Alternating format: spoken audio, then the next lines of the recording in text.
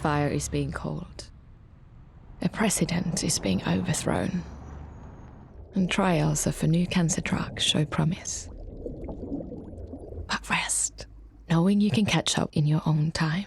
The Global News Podcast brings you the stories you need to hear every day. Listen wherever you get your BBC podcasts.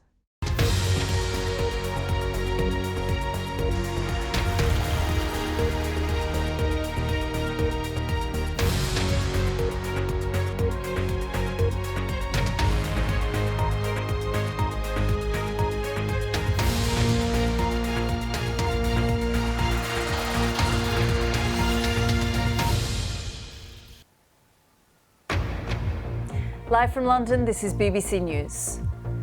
In Sudan, humanitarian organisations are desperately trying to get aid to citizens as the fragile ceasefire continues. How should the world deal with the Taliban? The UN is holding talks with international envoys in Doha, but the Taliban are not invited.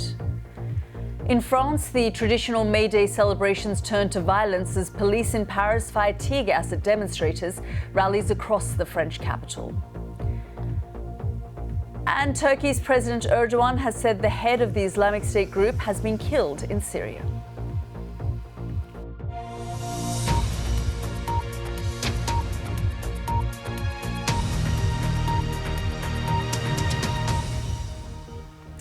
Hello, I'm Yalda Hakim. Welcome to the program. We start in Sudan, where the United Nations is sending its top aid official to help coordinate relief efforts. It comes as the agency's humanitarian coordinator in Sudan says that the humanitarian situation there is turning into a full-blown catastrophe, warning that more than 800,000 people may flee the country as a result of the ongoing violence. We'll be speaking to the Deputy UN Humanitarian Coordinator who is in Port Sudan. Meanwhile, fighting continues in the capital Khartoum, despite a ceasefire agreed by both sides. Evacuation flights are still taking off from Port Sudan on the Red Sea today. Those not able to leave there by plane are taking boats across to Jeddah in Saudi Arabia.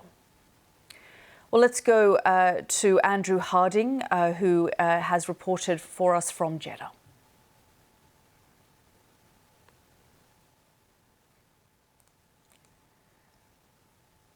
Well, we're having some technical issues, but as soon as we can get that package up for you, just ask my team, can we get that Andrew Harding piece up? As soon as we get that up, we will be bringing that to you here live on the programme. But let's go to the rest of the day's news and to France now, where protesters have used the traditional May Day rallies to demonstrate against President Macron's plans to raise the retirement age to 64. Police used tear gas as the protest turned violent in Paris, and there were clashes in a number of other cities. Our correspondent, Nick Beek, has more. The May Day